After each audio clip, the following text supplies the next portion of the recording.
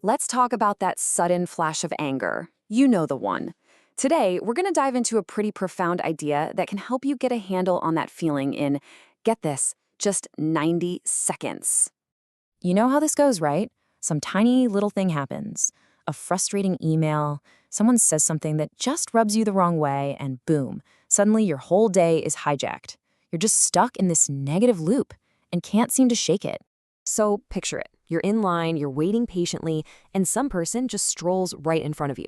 What happens?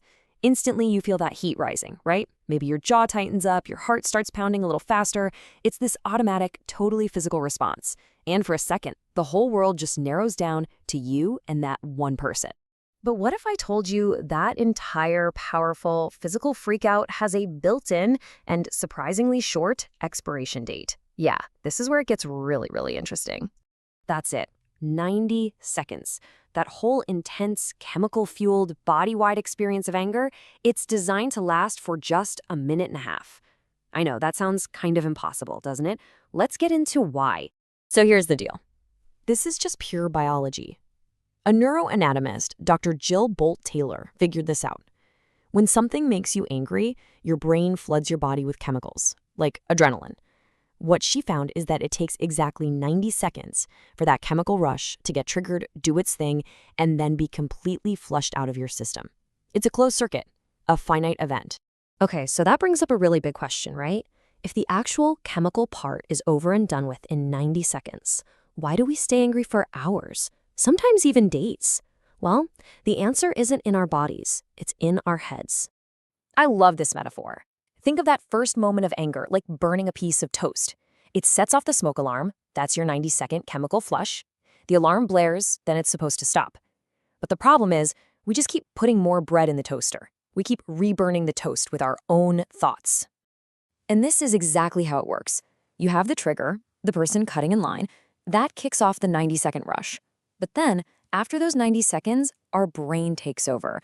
We start the mental replay. I cannot believe they did that. Who do they think they are? And guess what happens every single time you think that thought?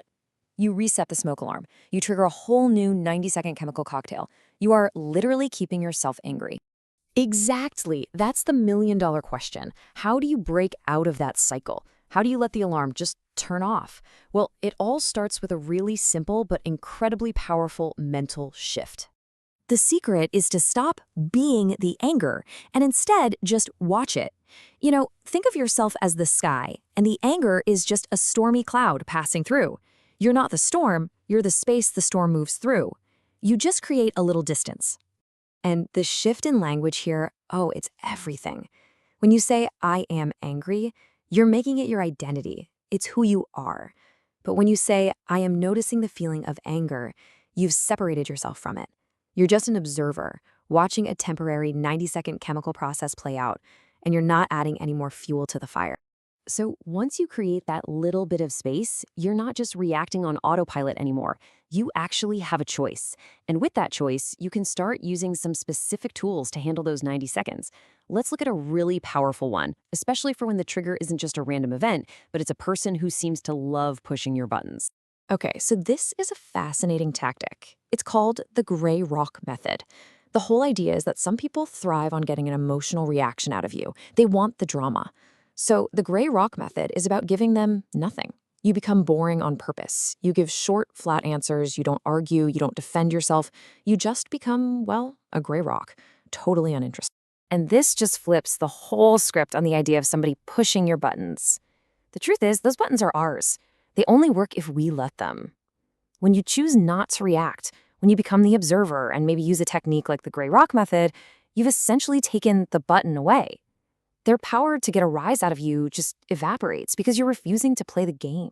So to pull this all together, here is a super simple acronym you can remember right in the heat of the moment. C.A.L.M. So C, choose to step back. A, acknowledge the feeling, don't judge it. L, let it pass for those 90 seconds.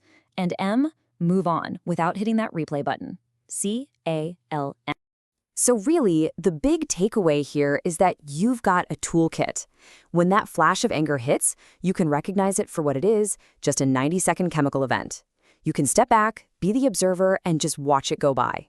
If another person is trying to provoke you, you can go gray rock, and you can always, always choose to be C.A.L.M.